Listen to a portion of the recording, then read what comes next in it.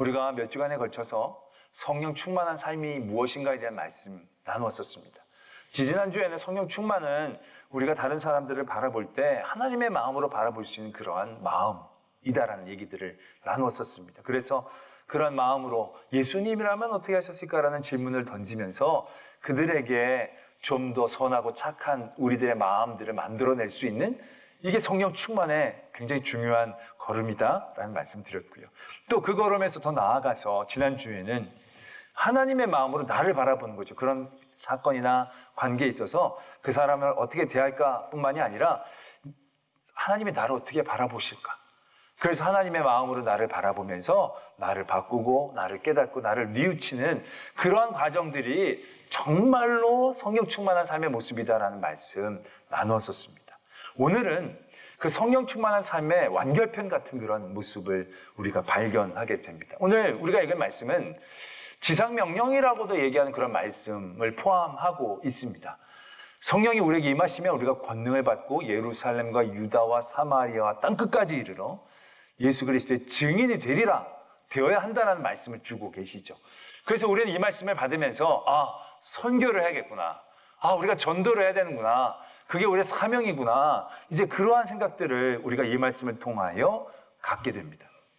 그러나 과연 이 말씀이 성령이 우리에게 임하시면 권능을 받고 우리가 그 사명과 짐을 가지고 우리가 사마리아 땅끝까지 그냥 나가서 예수 그리스도를 전하고 또 선교를 해야 되는 그러한 일로서 사명으로서만 성령이 우리에게 임하여 주시는 그러한 사역들을 우리에게 의미하고 계시는가라는 것이죠. 단순히 이것을 우리에게 짐으로 사명으로만 주시는 성령의 임재, 성령의 충만함의 사건, 그것으로 우리는 이해해서는 안 된다는 것이죠. 물론 우리가 이 말씀을 통하여 선교사를 보냅니다. 그러나 아까도 말씀을 드렸듯이 선교사를 보내고 우리가 선교를 하는 것이요, 단순히 선교를 한다는 의미만을 갖고 있는 게 아니라는 것을 우리가 깨달아야 한다는 것이죠. 오늘 보면 권능을 받으면 예루살렘과 유다로 넘어갑니다. 예루살렘이라는 도시에서 유다라는 민족과 나라로 넘어가게 되는 거겠죠. 그 다음에는 사마리아로 넘어가게 됩니다. 근데 유다에서 사마리아로 넘어가는 이 과정을 우린 더 주의 깊게 바라볼 수 있어야 합니다. 이거는 그냥 지역적인 순서로 얘기하는 게 아닙니다. 그냥 너희들이 쭉쭉쭉쭉 앞으로 나가서 선교하고 나가고 앞으로 가면서 선교하고 전도해라 라는 가운데서 주시고 계시는 의미만을 담고 있는 게 아니다라는 얘기죠. 유다와 사마리아는 단순한 거리, 순서에 대한 얘기가 아닙니다.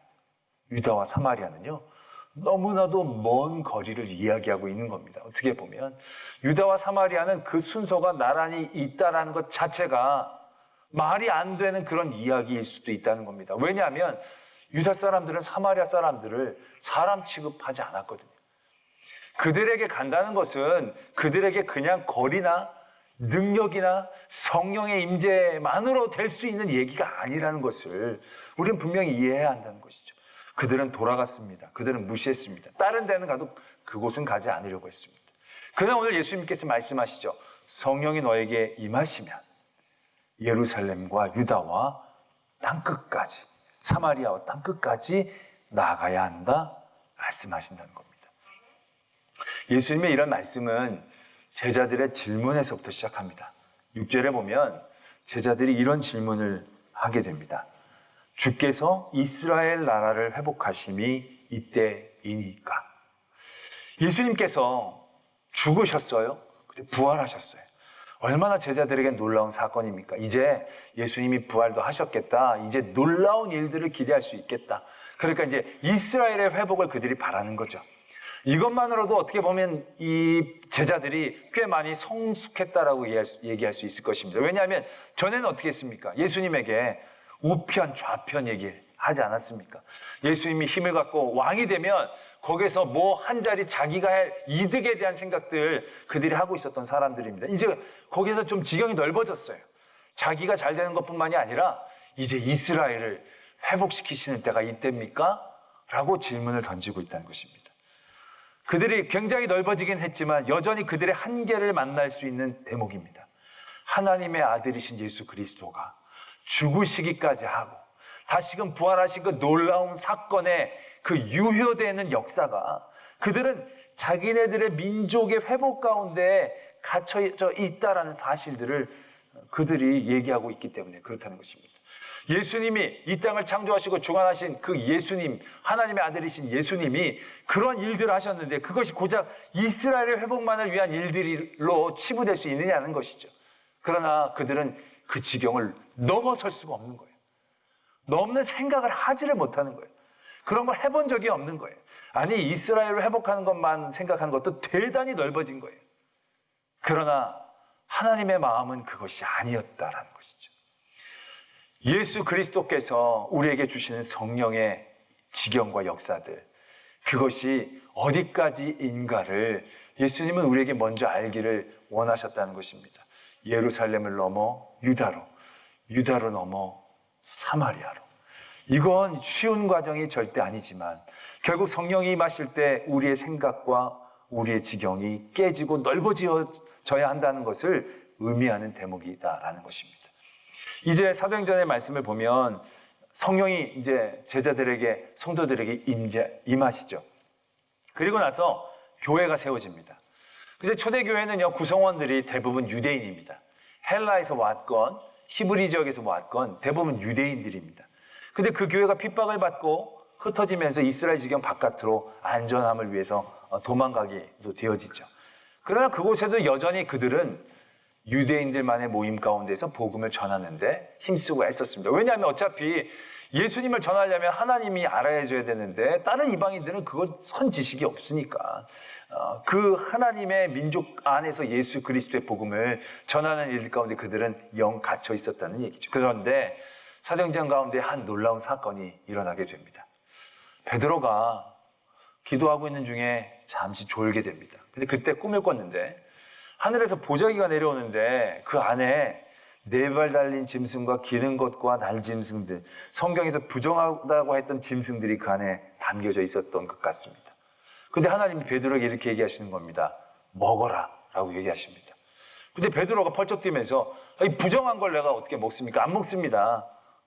그렇게 거부를 하죠. 근데 그때 하나님께서 두 번째로 이렇게 말씀하신다는 거죠. 내가 정하다고 하는데 네가 왜 부정하다고 하느냐? 내가 먹으라고 하는데 왜 네가 안 먹겠다고 하느냐? 하나님이 베드로에게 그러한 말씀을 주셨다는 거죠. 베드로가 잠에서 깹니다. 이게 무슨 의미일까? 근데 그때 마침 고넬료가 보낸 사람이 베드로를 찾아오죠. 그때 베드로가 알게 되는 겁니다. 대단히 작은 사건인 것 같지만요, 이것은 놀라운 방향에 전환되는 겁니다. 그때까지 사람들은요, 이 복음, 예수 그리스도에 대한 복음이 이방인에게 전하여져야 된다는 생각을 꿈에도 하지 않았던 겁니다. 그런데 하나님께서 꿈에서 그들의 생각의 지경을 넓혀주시는 겁니다. 꿈에서 하나님이 그들에게 마음이 있다는 하나님의 마음을 그들에게 알려주고 계신다는 것입니다. 베드로가 그들을 만나고 깨닫게 되어지죠. 그리고 이방인에 있는 그곳으로 가게 됩니다. 나중에 그것 때문에 베드로가 비난을 받습니다. 너 왜 이방인의 집에 가서 이방인과 같이 먹고 이방인에게 전했느냐? 사람들은 그것을 이해할 수가 없습니다. 그때 베드로가 얘기하죠. 성령이 나를 인도하셨는데 어떻게 거부할 수 있겠느냐고. 그때부터 그들이 유다에서 사마리아로 넘어가게 됩니다. 그냥 그들의 권능을 받고 힘이 있어서 막 뜨거워서 글로 넘어간 게 아닙니다. 뜨거워도요, 글로는 갈 방법, 갈 마음, 갈 생각도 없었던 곳입니다. 그런데 거기에 하나님의 마음이 있음을 하나님이 그들에게 알려주신 겁니다. 성령의 충만함이라는 게 어떠한 권능인지를 우리에게 알게 하는 대목이다라는 거죠. 오순절 다락방에서 성령이 그들에게 임하셨을 때 그들이 각 나라의 말을 썼습니다. 다른 나라의 말을 막 쓰기 시작했습니다. 이게 무슨 의미라고 생각하십니까, 여러분? 성령이 임하시면 외국어를 잘한다라는 의미이겠습니까? 배우지 않아도 성령이 임하시면 외국말을 잘하게 해준다라는 것에 대한 유혹입니까? 외국말 잘하는 게 큰 뭔 의미가 있다고요. 저는 그 의미가 바로 하나님의 마음을 우리에게 알려주시는 뜻이다라고 생각합니다. 그 나라의 말을 한다는 것은 그 나라를 하나님이 품고 계신다는 것에 대한 우리에 대한 깨달음이라는 거죠. 전혀 그 나라는 생각하지 않으셨을 거예요. 그 나라는 꿈도 우리가 꾸지 않은 그런 나라의 말들을 우리가 터뜨려내면서 하나님이 이 나라도 관심이 있으시구나. 이 나라에도 하나님의 마음이 있으시구나라는 것을 깨닫게 해주시는 것. 그게 성령의 임재, 성령의 충만함의 모습이다라는 것을 우리는 분명히 알아야 한다라는 것이죠. 사도 바울이 1차 전도 여행을 마치고 나서 2차 전도 여행을 출발합니다. 2차 전도 여행의 목적은 1차 전도에서 세운 교회들을 찾아가서 다시금 세우고 훈련하는 그러한 일들을 하기 위해서 출발한 것입니다. 그런데 예수의 영이 바울을 막습니다. 예수의 영이 바울을 막다가 바울의 꿈에 마케도니아 사람이 나타나서 손짓을 하면서 와서 우리를 도우라라고 얘기를 하는 꿈을 꿉니다. 저는 이 대목도 그렇게 생각합니다. 아니, 유럽으로 하나님이 보내시려면 사도 바울에게 그냥 나타나셔서 유럽으로 가라 말씀하시면 바울은 갈 겁니다. 가라면 가야지 자기가 안 갈 수 있겠습니까? 근데 하나님이 성령으로 우리를 인도하셨을 때 하나님이 우리에게 원하시는 건요, 하나님이 우리에게 명령을 하시면 우리가 즉각 순종해가지고 막 가서 기계처럼 그것을 하는, 가니까 그냥 가기 싫어도 가야 되고 가라고 하니까 힘들어도 가야 되는 그런 과정들을 얘기하는 게 아니다라는 얘기죠. 마게도니아 사람이 그 바울의 마음에 보이는 거죠. 그들이 손짓하면서 와서 우리를 도와달라는 마음을 바울이 갖게 하는 겁니다. 예수님이 가라는 얘기가 아니라 그 마게도니아 사람을 바라보는 하나님의 마음이 이 바울에게 느껴지기 시작한다는 것이죠.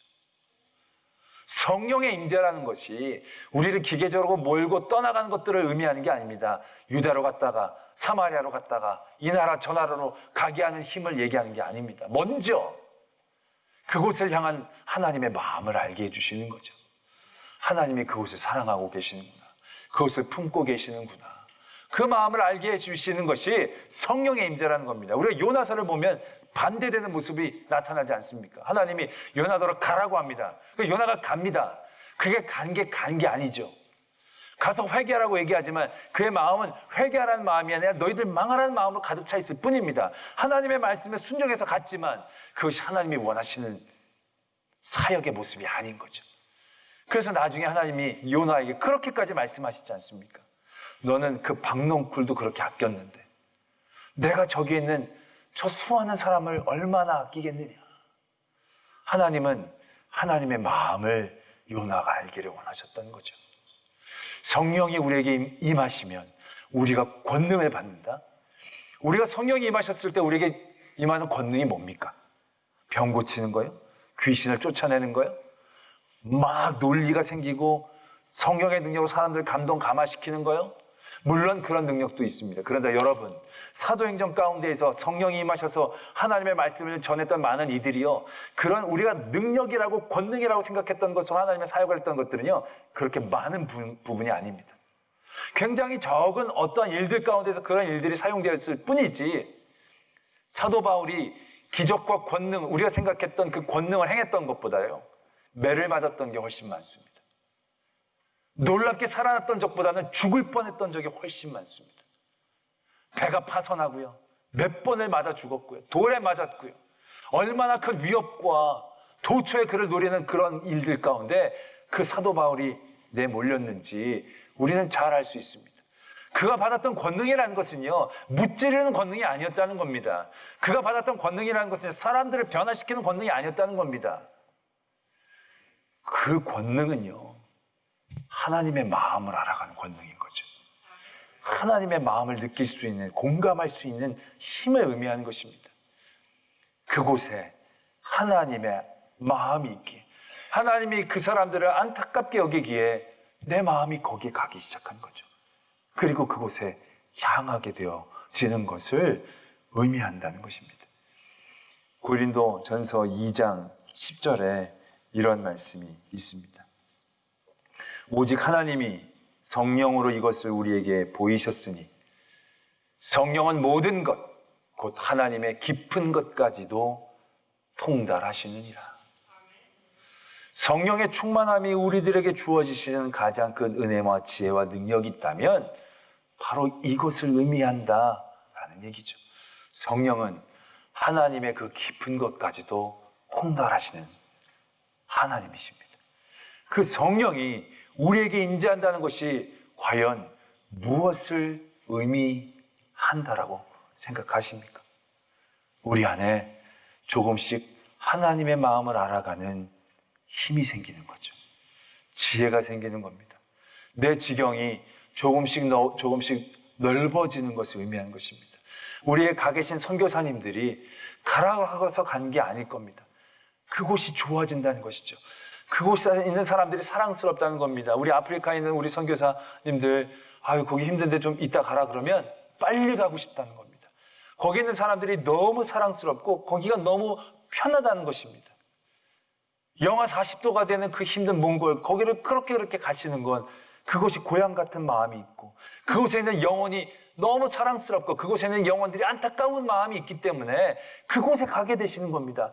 가라라고 해서 요나처럼 가는 게 아니고, 성령이 그들에게 임하셨을 때에 그들의 안에 하나님의 마음을 통달하는 힘이 생기는 거죠. 그리고 아무런 연관성도 없고, 아무런 피도 섞이지 않고, 아무런 관계도 없는 그곳에 가고 싶어지는 거고, 가게 되어지는 겁니다. 그리고 선교사님들을 그곳에 보낸 우리들이 그냥 선교사님들을 보내놓고 돈만 보내고 집만 싸는 게 아니라 우리의 지경이 그 일들을 통해 넓어지는 겁니다. 덕에 무슨 일이 생기면 우리가 걱정이 되는 겁니다. 그것은 우리에게 짐이자 결국 그곳을 향한 하나님의 마음을 느끼게 하는 도전이죠. 자극이죠. 우리에게 은혜인 거죠. 우리에게 능력인 거죠. 우리에게 힘인 거죠. 이게 성령이 충만한 사람들이 얻게 되어지는 권능이다라는 것을 우리가 분명히 깨달아야 한다는 것입니다. 성령 충만이라는 것은요, 바로 이러한 모습을 의미하는 것입니다. 성령으로 충만하는 사람들은요, 하나님의 마음을 이해해가는 사람들입니다. 성령으로 충만한 사람들은 막 뜨거워서 막 왈왈왈 거리는 게 아니고요, 하나님의 깊은 곳을 느껴하며 그 깊은 슬픔에 대하여 자기가 반응할 수 있게 되는 것이죠. 거기에 나의 마음을 여는 것입니다. 나의 생각을 여는 것이고요, 그리고 나의 발걸음을 옮겨낼 수 있는 것이죠. 그리고 나의 것들을 들여 그것을 할 수 있는, 억지로가 아니라 하라고 하는 가 아니라 성령이 내게 임재하셨을 때 그 마음이 느껴져서 그 일들을 하고 싶고 할 수밖에 없는 마음들, 그게 성령 충만한 일이다라는 것입니다. 그러나 우리는 요즘 어떻습니까? 우리는 그 하나님의 마음들을 잃어가고 있습니다. 그 하나님의 마음을 무시하려고 합니다. 성령은 우리에게 하나 되는 영입니다. 그래서 말씀은 성령이 하나 되게 하신 것을 힘써 지키라고 합니다. 근데 우리는 우리의 삶의 자리가 힘들고 팍팍해지면서 어떻게 됩니까? 담을 쌓기 시작합니다. 잘라내기 시작합니다. 내가 싫어해, 나랑 맞지 않아, 나를 좋아하지 않아, 내게 유익이 없어. 우리는 그런 수없이 많은 이유들을 통하여 우리를 잘라내고 털어내고 사람들과 또 벽을 쌓고, 그래서 나 하나만으로 그 일들을 가둬놓지 않습니까? 요즘 보면 가족을 위해 산다는 얘기들을 참 많이 듣습니다. 참 따뜻하고 좋은 말씀이지요. 근데 저는 그 말씀을 들을 때마다 굉장히 섬뜩함을 느낄 때도 있습니다. 모든 사람들이 자기 가족만을 위해서 산다면 정말로 자기 가족들을 지켜낼 수 있을까? 다른 가족들이 병들고 썩어지고 무너져 나가는 그러한 일들 가운데서 얼마나 내 가족을 지켜내는 일들을 효과적으로 해낼 수 있을까? 그럼에도 불구하고 사람들은 나만 잘 살고 나만 지키면 된다고 하지만 모두가 무너지고 난 다음에 내가 어디 있습니까? 지금 우리가 나라와 민족을 위해서 기도한다는 얘기조차도 너무 전근대적인 가치관처럼 생각하고 있지 않습니까? 다 자기 혼자 살기도 바쁜데 뭔 나라고 뭔 민족이냐고 얘기하면서 우리는 그런 일들에 대해 등한히 하게 되어진다는 것이죠. 근데 그것이 똑똑하고 지혜로운 생각처럼 이 세상은 우리들이 이끌어가고 있다는 것입니다. 나라고 민족이고 그렇게 무식하고 그렇게 오지랖 넓은 생각을 할 필요가 뭐가 있냐는 거죠. 그러나 나라와 민족을 생각하지 않는 사람들만 모여 있게 된다면 그 한 사람의 한 사람의 삶들은 어디에서 지탱시켜 나갈 수가 있겠습니까? 하나님의 성령은요, 그런 하나님의 마음으로 우리들을 깨닫게 하시는 거죠. 그래서 예루살렘만 잘 사는 게 아니고 유다도 잘 살고, 우리만 잘 사는 게 아니라 사마리아도 잘 살아야 되고, 우리 근처만 잘 사는 게 아니라 대단히 먼 곳이지만 그 열방까지도 잘 살 수 있어야 되는 그 마음을 주시는 게 성령이거든요. 그러한 하나님의 마음, 모든 천지를 창조하시고 하나님의 사람들을 택하 열방을 구원하시고 싶어 하시는 그 하나님의 깊은 것을 통달하는 마음이거든요. 그런데 우리는 얼마나 그런 일들, 그러한 하나님의 마음들을 우리 스스로가 던져내고 있느냐라는 것이죠. 성령 충만하면요, 결국 하나님의 마음을 알아가는 것입니다. 하나님의 깊은 곳, 그곳에 대한 하나님의 마음, 그것을 우리가 깨달아가는 것을 의미하는 거죠. 그게 우리의 성도의 힘인 것입니다. 우리 성도의 능력인 것이고요. 지혜인 것입니다. 오늘 세상이 얘기하는 그 지혜에 우리의 마음을 빼앗기지 않기를 원합니다. 성령이 하나 되게 하신 것을 힘써 지키라고 하시는 그 하나님의 마음을 우리가 닮아가기를 원합니다. 그리고 그 마음 가운데서 우리에게 주시는 그 귀한 하나님의 사랑과 은혜로 때론 매맞고 힘들고 어렵고 그 사람들이 알아주지 못한다 할지라도 그럼에도 불구하고 끝까지 우리를 사랑하셨던 그 하나님의 깊은 곳에 대한 그 마음을 우리가 깨닫고 그 마음을 본받아 우리가 땅끝까지 나아갈 수 있는 그런 하나님의 사람들 되어지기를 도전합니다.